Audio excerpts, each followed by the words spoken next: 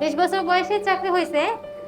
প্রথম চাকরি হয়েছে 2023 সালে বাংলাদেশ গম ও ভুট্টা গবেষণা ইনস্টিটিউট অফিস সহকারী কাম মুদ্রাক্ষরিক পদ।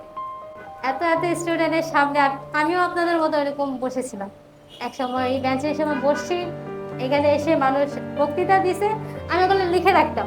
আমারও তো চাকরি হবে, আমি এখানে বসছি, তার মানে আমি এখানে আসবো, আমি লিখে রাখতাম। তাহলে যে মেন পয়েন্টগুলো বলে ওগুলো লিখে রাখতাম যে আমি ওখানে গিয়ে বলবো। কিন্তু মাঝখান দিয়ে আমার একটু লেট হওয়ার কারণে ওগুলোর পরে হারাই ফেলছে।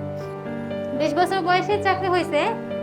প্রথম চাকরি হয়েছে 2023 সালে বাংলাদেশ গম ও ভুট্টা গবেষণা ইনস্টিটিউট অফিস সহকারী কাম মুদ্রাক্ষরিক পদ। ওইটা আমার প্রথম ভাইবা ছিল, প্রথম প্র্যাকটিক্যাল ছিল, ওটাতে আমার হয়ে গেছে আলহামদুলিল্লাহ। এখন আল্লাহ অশেষ রহমতে আমার আরো কয়েকটা হয়ে গেছে। কেমনে হয়ে গেছে আমি জানি না, কারণ স্যার বলতেছে রহস্য।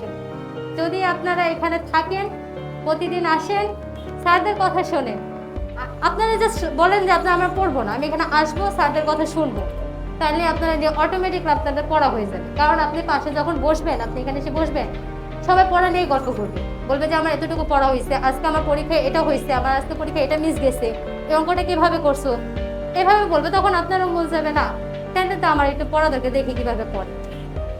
এভাবে আস্তে আস্তে পড়া হয়ে যাবে, অটোমেটিক হয়ে যাবে। আর আমি খুবই অলস। আমার প্রথম দিকে যখন আমি আসি, আমার বয়স তো তখন ছিল মনে হয় হাতে 10 বছরের মতো ছিল। এখন বোধ হয় 8 বছর 5 মাস আছে আমার হাতে সরকারি চাকরির জন্য। আমার তখন মনে হয় 10 বছরই ছিল। আমি ইন্টার পরীক্ষা দেওয়ার পর এখানে চলে আসছিলাম।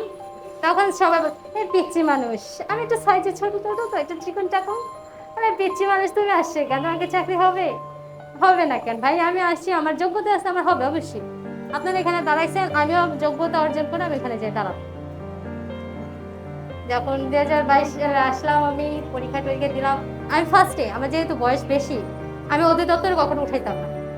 আমি শুধু আমার মন্ত্রণালয় করাবো, আমি ঢাকায় থাকবো, আমি মন্ত্রণালয় উঠাবো, আমি অধিদপ্তর কখনোই উঠাইতাম না, মন্ত্রণালয় পাইতামও না, উঠাইতামও না। আমি প্রথম বছরে যখন 2022 সালে আমি প্রথম পরীক্ষা হই, প্রথম বছরে আমি মাত্র 2টা পরীক্ষা দিছি।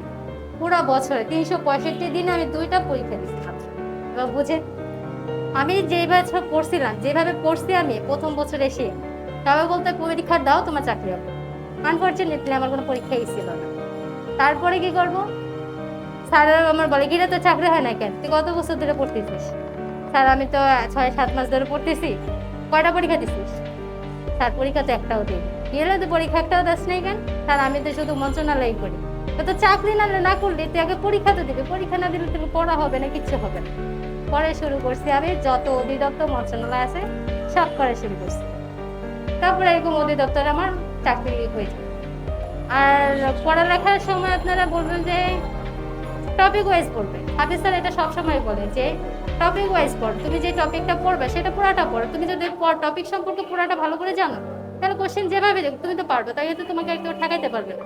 যত পরীক্ষা দিবেন তত অভিজ্ঞতা হবে, আর ওই প্রশ্নগুলোই বারবার রিপিট আসে, ওগুলোই বারবার রিপিট আসে। আর স্যারের বইগুলো পড়বেন। আমার মনে হয় স্যারের বই যেগুলো আছে, ম্যাথ বইয়ের বাইরে আমি একটা বইও করি নাই, একটা ম্যাথও করি নাই। আমি ওইখান থেকে বাইরে এতগুলো একটা কোশ্চেন পাইনি। আর এ পর্যন্ত মনে হয় আমি পরীক্ষাও বেশি দিইনি। আর 30টা কি 25টা হবে হয়তো। আমি 1.5 বছর 2.5 বছর ধরে পড়ালেখা করছি চাকরি ইয়েতে, তাও আমি 30টার মতো পরীক্ষা দিইনি। স্যার আমাকে আমার জন্য দোয়া করবেন যেন আমি একবার আপনাদের সামনে এসে দাঁড়াতে পারি, মানে মিনিস্ট্রিতে একটা জব নিয়ে আর আসতে পারি।